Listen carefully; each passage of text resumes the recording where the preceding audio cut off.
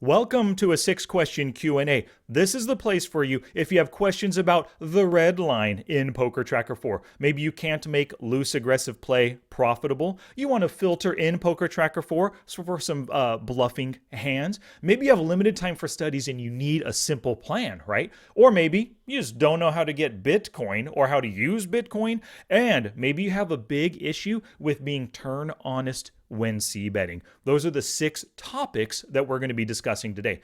To help you take notes from this episode, go to the show notes page, smartpokerstudy.com/pod418. The Word document that I'm working off of for this Q&A, boom, right at the top, there's a link. You can download it. I basically took your notes for you from this episode. And if you're listening to this via podcast, you can actually watch this Q&A play out with the Word document, with PokerTracker 4, with some images and everything. Just go to smartpokerstudy.com/YouTube418. Let's get to the first question. Denise, this is the crew. Dave's the mechanic, Rico makes the ramps, and Kevin is team manager / videographer. None of them party, right? Got it? Okay. Let's party. All right, so the first question comes to us from Mike C. about his crazy red line. He sent a picture of this, and I'll describe it in just a second, but he says, my red line is going off the chart, but my green and blue are going down. Any advice? So if you take a look at the screenshot he sent me, the red line, which is your non-showdown winnings, it's going up. He's like positive $85. It's on an upwards trajectory. But his blue line, his showdown winnings, is going down. He's at negative 100 or so after 11,500 hands. And his green line is at negative $18, give or take, after that 11,500 hands, right? So red is going up, blue is going down, green right in the middle. And that's kind of opposite what you see most of the time. The most common graph you'll see is like this one right here that I pulled off the internet. The blue line, the showdown winnings, is going up. The red line, non-showdown, is going down right here. This is kind of like your standard tight aggressive player. Contrast that with one of my Poker Forge members right here. His red line is basically break even, just going straight across, but the blue and the green lines, once he joined the Forge, are going up, and he's nicely profitable, right? But here's the thing. So Mike, your red line is up, your blue line is going down. You probably have one or both of these issues going on. Issue number 1 is you bluff way too much post-flop. Because you bluff a lot, you probably win a lot of pots. You're able to push your opponents off with flop C bets, check raises, donk bets on the turn, probe bets on the river, check raising, raising on the river. Whatever it is, you're able to get your opponents to fold. So those non-showdown winnings are going up because you're bluffing and winning pots. But because you bluff so much, you're probably getting called a lot by players who just, oh man, I have top pair and this dude, Mike, is just betting a ton. I'm just going to call him flop, turn, and river, let him spew chips at me. So that's why that showdown is going down. They call you down. That's issue number 1. Issue number 2 is maybe you bluff a lot, but maybe you also call too much. So you win a lot of pots with your bluffing pre-flop and post-flop. They fold and give you their chips. But because you bluff so much, maybe you think everyone else is bluffing. So when they're betting into you, hey, I got second pair. I got top pair weak kicker. I got third pair on an ace high board. I'm going to call down. I think he's bluffing right here. And so because you're calling down too weak, you're losing at showdown. So it's probably one of those 2 issues. And as you can see with his graph right here, this is indicative of one of those 2, bluffing way too much or you call too much as well. So here's my strategy recommendations for Mike. Strategy number 1 is before bluffing post-flop. And I don't care what the bluff is, a donk bet, a C bet, a check raise, a probe bet, a float bet, whatever it is, name hands in their range that can find a fold. So simple example, right? We've done this a million times. You open raise on the button. The big blind calls. The flop comes and you miss. You have absolutely nothing and you want to C bet bluff. Well, right now on that board, let's just imagine it's a jack high board, jack 7 deuce, dry rainbow board, right? If he checks to you and you C bet, what can your opponent fold? There's a good chance he can fold any ace high, king high, and even queen high hands. On the jack 7 deuce, he might be able to fold pocket 3s and 4s. He can fold 6-5 suited, 9-10 suited, maybe 9-10. Well, on a jack 7, he can't fold 9-10. But you know what I mean? There's so many hands that you can name that he can fold. go ahead and make the bet. If you come across a situation and that board is just so wet and you don't think there's many hands he can fold on the flop, the turn, or the river, then don't bluff, right? Stop spewing chips, because that's probably one of your issues that lead to this kind of graph right here. Now, the other thing, if your issue is you bluff a lot and are successful bluffing, but you call too much and lose at showdown, always have a great reason to call, especially versus c-bets, but anytime your opponent check raises or donks into you, right? You want to make sure you have at least one of these 3 reasons to call, and these are truly the only 3 reasons that you should make a call post-flop. Number 1 is you have a value hand ahead of their betting range and you don't want to raise. So you flop top pair, ace-king on an ace-high board, top pair, top kicker. But you know this opponent, and he could easily be betting weaker aces, second pairs, gut shot draws, but you don't want to raise just yet. You want to kind of slow play, let him throw chips at you. Great, just call. You have a hand ahead of hands that you can name that are worse than yours that he's betting. Now, the second reason to call is you see a great way to bluff them later. Maybe that board is super wet and you're in position. He c-bets on the flop just half pot, just call. As soon as the turn comes another spade or the 4th straight card or an overcard and he checks to you, boom! You already know you had that plan in the first place. I'm going to call on the flop to bet when he checks the turn. Awesome. Great. Calling now to bluff later, as long as you can reasonably assume that they can find a fold later on. The last reason to call is you have a great price on a draw. So he's betting 1 big blind into a 7 big blind pot, and you have a gut shot or just an open ender or a 10 high flush draw. Totally. 1 big blind into 7, you're getting great odds to call right there. So if they don't overcharge you for your draw, go ahead. It is okay to call at that point. So because Mike is a PokerForge member, I have some PokerForge video recommendations. In the Profitable C-Bets course, there are 2 videos, bread and butter c-betting, actually, and another video called Out of Position C-Bet Bluffing. Those are right up your alley, Mike. And then lastly, Finding the Fold course, that's there's a video there called You Have Options, and that's perfect if you just call willy-nilly, if you just call in hopes your opponent is bluffing. This video will teach you these 3 reasons to call. And of course, like with anything, I always give action steps with all of my recommendations. You must do the action steps from these 3 videos. That's really going to propel your bluffing and your better calling strategies. All right, so let's get to question number 2. This comes to us from Joe. He just cannot make loose aggressive styles profitable, right? He says, there are so many things I need to learn. Hand ranges, GTO, reading your opponent's ranges, calling and folding in certain situations, etc. I'm having a hard time dealing with these scenarios, and I'm a bad lag player. So here is the biggest thing, Joe, and for anybody else who plays super loose aggressive, I know it's fun 3-betting like mad, 4-bet bluffing like mad, c-betting, check raise bluffing. But if you don't have the skills to back up those plays, you're not going to make any money. If you don't realize that this is a great time to go for max value with a 200% pot bet, or it's a great time to bluff them off with just a quarter pot bet, whatever the case is, if you're just throwing aggression out there willy-nilly, man, you're going to have a really hard time making this game profitable, right? So the first thing, for any lags who can't be profitable, the first thing I recommend is using the KISS cash game ranges. Now, when you start with the KISS cash game ranges, they're going to be way tighter than you normally play. I recommend at most you're playing 31% of hands. That's open raising in the best position on the button. If you're a lag player, you might be playing 50, 60% of the time. You're going to tighten down so much, you're going to find the game boring. But here's the thing. Your tighter ranges are going to allow you to profit against all those super wide callers, all those other lags that play too many hands. You're going to have tighter ranges giving you that mathematical advantage. And that's what's going to help you win money. Turn your game around from losing to winning. That's the first step. Over time, as you become a winner as a tight player, go ahead and start 3-betting more, start open raising more, add more hands to your ranges. But do this for 5,000 hands, Joe, I recommend. And of course, you can get these ranges for yourself, smartpokerstudy.com/pod418. There's a link there to download them. But because you're a PokerForge member, Joe, I highly recommend the Quick Wins Game Plans, Module 1. That's the first thing I start everybody off in the PokerForge, because it is critical to making money, is playing tighter than your opponents. And like I said, later on, you can learn to loosen up. Another thing, Lag players love playing Zoom or fast fold poker. Do not play that.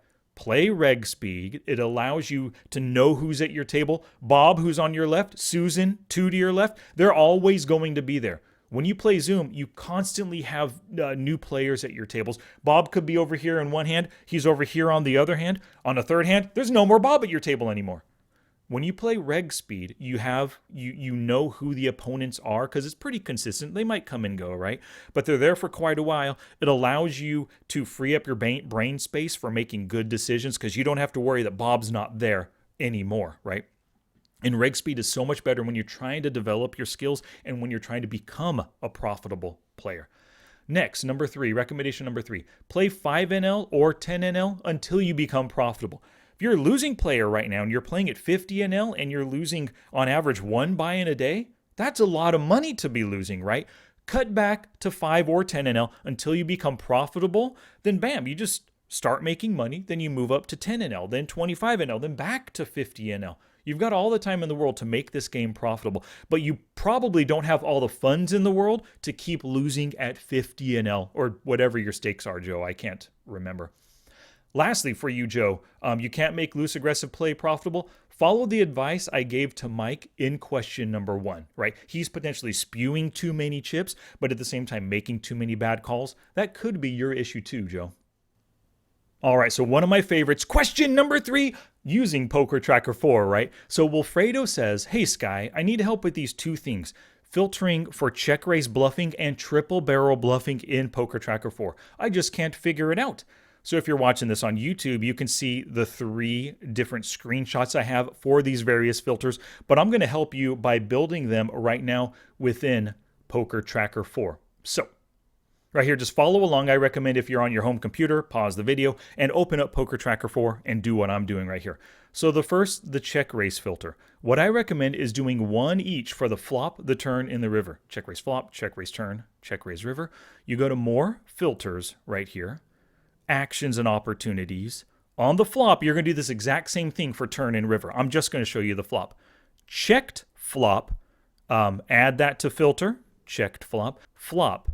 You already have checked flop, flop raises, the first flop raise, boom. So checked flop made the flop 2-bet or the first flop raise, save and apply filters, and you can see I've already saved that as XR flop, check raise flop. So any filter that you run, always save it as a quick filter. Now, for triple barreling, 2 different filters. The first filter is simply cbet river.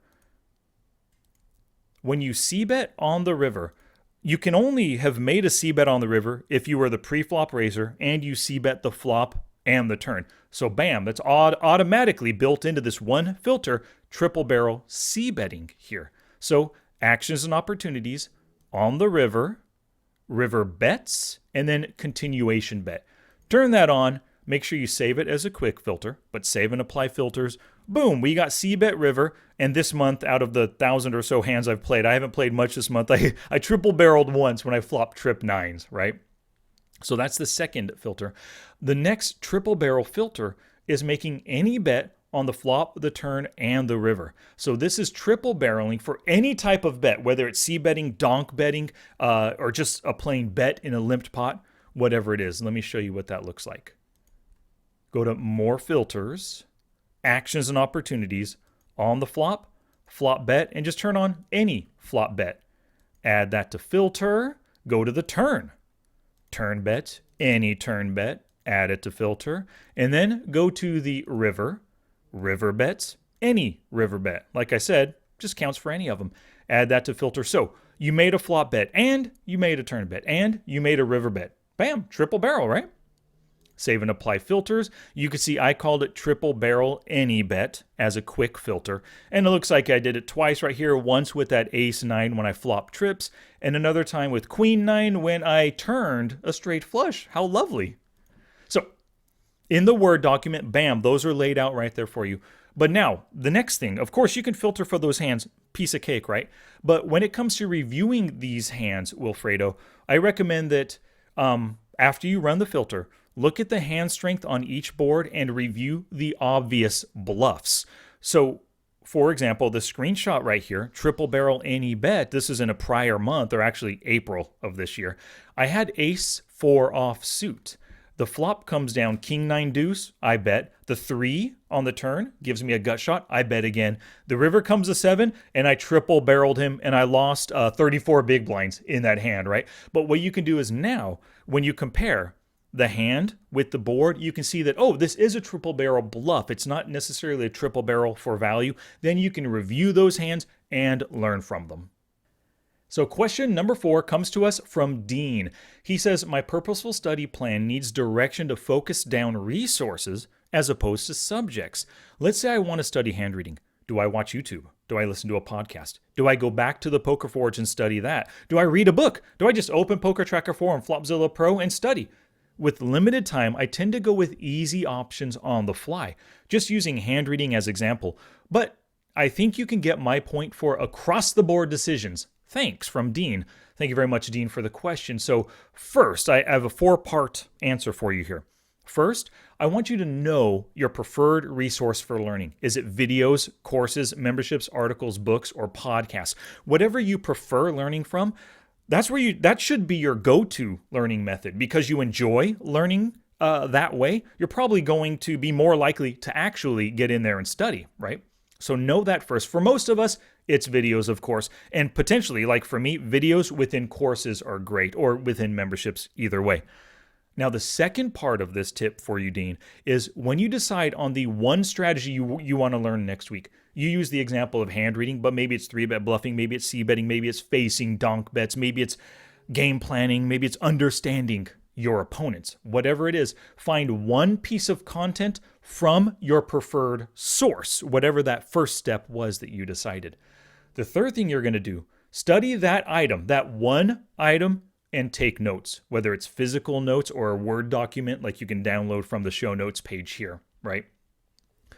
Also, at the same time, open up your database and review related hands. So not necessarily when it comes to hand reading, right? But if you want to work on check raising on the flop, like we discussed with Wilfredo, well, go, learn that thing, take notes, and then filter in your database for check raises that you made. Filter in for your database in hands where you checked and then called, because check calling is the opportunity to check raise. Maybe some of those check calls could have been better check raise bluffs, potentially, right? So do some database reviews. And of course, if you feel it's necessary, whip out that software, right? Flopzilla Pro, GTO Plus, Hold'em Resources Calculator, whatever it is, it's going to help you work on that strategy that you studied. So whip out that software as necessary. The fourth thing, and this of course is critical, play a lot of poker, but play using the strategies you learned. So if you're trying to become a better check raise bluffer, look for every opportunity to check raise bluff, whether you're in the hand or not. Let's imagine you folded. The flop comes. You have a caller and the c-better in position. Look at that board, look at the c-better, and ask yourself, oh, if I was still in this hand, would I check raise bluff here? Is this a good opportunity? Because you're not always going to have the opportunity to check raise bluff, but as long as you're paying attention, there's going to be dozens of times in any session when you can analyze a spot and gauge whether or not it's a good check raise bluffing opportunity, or whatever the strategy is that you're focused on, right? Now, you had said, Dean, also that with limited time, I tend to go with easy options on the fly. Now, here's an example schedule with 20 minutes of work for somebody with limited time. 20 minutes, we all have 20 minutes a day where we can study. We can just wake up 25 minutes earlier, get to our desk, pop open a video, whatever it is, and start studying, right? But on Monday, study that one item that you chose and take notes. On Tuesday, review related hands in your database. So you're separating your study sessions between different days, because you only have 20 minutes a day. On Wednesday, whip out Flopzilla Pro, do some range and hand analysis. On Thursday, restudy the item and revise your notes, that same item that you studied on Monday. On Friday, that's a free day to study anything or just play, completely up to you. But of course, every day, so those are your Monday through Friday study schedules. But every day, play with focus on using the strategy as often as possible. And like I said, even when you're not involved in the hand, you can just look at that flop, look at the open raiser. If I was against him, would I check raise bluff here? If the answer is yes, great. You just did a little bit of game planning. You just worked on those strategies when you weren't even involved. No stress either in the situation because you had folded pre-flop. Now, for you, Dean, and for everyone else in the Poker Forge, under the extra items tab, there's a smart learning tab as well. Let me actually show you what that looks like real quick. For those watching on YouTube, right? Extra items, smart learning. There are tons. Important software, do as you consume, using tick sheets, avoid feeling overwhelmed, time management, maximum efficiency, note-taking, game tape, how to sensibly move up in stakes. So many things that don't necessarily pertain to a particular course, but it's about learning poker, right? So that's where I recommend you go, Dean. So question 5 comes to us from Chris. It's about Bitcoin, right? He says, I think I remember you being an affiliate with a Bitcoin. Not a Bitcoin, but it's a cryptocurrency, but that's the word that he used in his email. Can you tell me which cryptocurrency, I guess, provider you use and maybe give me some directions on how to use your Bitcoin? I would like to know how to make withdrawals and how to keep money in there. Thank you, Chris. So here's the thing, Chris. I use Coinbase to buy and sell Bitcoin. It's held in an account just like any other bank account, right? You have a certain amount of Bitcoin, of Ethereum, of Dogecoin, whatever it is. All the coins are there in your account. There's no routing or account number. You have what is instead a wallet address. So there's a big, long 30-digit address for your wallet that you give to like America's Card Room, for example, and you can deposit through that address. It's just like giving them an account number and a routing address, right? You send and receive Bitcoin through that address, so it's nice and simple. You can also sell it, and then your account will have dollars, and then you can transfer that to your bank account, however you want to withdraw that money, just like you would withdraw from an online savings account, an online banking checking account, right? Like I said, you can buy and sell it through Coinbase, and they have tons of cryptocurrencies available, not just Bitcoin for you. If you use this special link, you, Chris, and everybody else who's watching this, go to smartpokerstudy.com/Bitcoin. It's going to take you to my affiliate account with Coinbase. If you buy $100 worth of Bitcoin, you and I both get $10. So we're both benefiting from this one. Alrighty, question 6 comes to us from Larry, and it's a doozy. It's about fixing turn honesty. Turn honesty means you c-bet the flop a ton, but it drops big time on the turn, and it looks like you only c-bet for value. Pretty easy to exploit those turn honest c-betters. So, quick question, though this is from Larry. Quick question. It seems I am turn honest, so I was wondering how do I go about fixing that? So far, I've tried checking more flops than betting the turn, but that doesn't help. So far, only the better players have picked up on that, which has forced me to check my better hands only to check raise them when they try to exploit that. But I'm not always going to be in a position to do that, so I would like to plug that leak from Larry. So first off, that first thing you mentioned, Larry, about checking but then betting the turn, that doesn't affect your turn c-bet percentage. It affects your flop c-bet percentage. So one of the ways that players know to exploit your turn honesty is they look at the HUD and they see that you're c-betting 70% on the flop and then 30% on the turn. That's a turn honest player. Well, if you check more, that c-betting on the flop will go down, but that turn honest c-betting, that 30% is still down there. So you might look a slightly less honest if you go from 70 to like 60, but you're still going from 60 to 30, right? So that doesn't necessarily help with the perception of being turn honest. So here's the strategies. I got 4 strategies for you, Larry. First, you want to decrease your flop c-bets. So like I said, 70 and 30% flop and turn. You want to bring those numbers closer together. If your flop c-bet is greater than 75%, you want to start looking for spots where you can check and then call, like you said, or even check raise with value hands, or just check with absolute garbage when you think he won't fold. Earlier, we talked about question number 1 was being too aggressive. Well, you can be winning a ton of spots when you're too aggressive, but it's really easy for opponents to just call you and earn value from you. So you want to ditch the worst bluffing opportunities, but maybe add some checking with value hands to kind of disguise the strength of your hand. Strategy number 2 is you got to ask yourself, is your opponent turn honest? If so, plan for 2 barrels before the first. What often happens is we get to the flop and we bluff without thinking about the future. We don't think about the turn. We don't think about what good turn cards are for turn bluffing. We just know we need to bluff him right now because we didn't hit a hand, and future be damned. We don't even think about it, right? So if their fold to flop c-bet is less than 40, but their fold to turn c-bet is greater than 50, so they don't fold a lot on the flop, but they fold a ton on the turn, you have to plan for making a double barrel before you even bet on the flop. You know they fold on turns, so expect that flop to get called, but you have to double barrel and you have to bluff them off, right? If you realize he's turn honest, but you look at the board, their range, it's an ugly situation, you're out of position maybe, their stack size is too small, it's going to be hard to get them to fold. If you don't think you can barrel to get them off, but you know it's going to take a double barrel, don't even make that first bluff c-bet on the flop. Strategy number 3, don't slow play great hands when he can call with lots of weaker stuff on the turn. This is a big problem. For a lot of especially micro and low stakes players, you bet the flop for value, but then you've heard of this bet check bet line, or you heard about pot control and stuff, and you just don't want to be spewing chips at your opponents. But here's the thing, get value while the getting's good. That's one of my favorite sayings. Do not pot control if they can call again and give you value. Sure, it might be a wet board, but the turn didn't complete the draw, you might as well bet again with your top pair, top kicker, with your set, with your 2-pair draw. Get that value now. They might hit something on the river, but you're overcharging them now. They're paying too much. They're making a mathematically poor decision to call you, but that's good for you in the long run. In the short term, right now, they might hit the flush on the river and you lose extra chips because of it.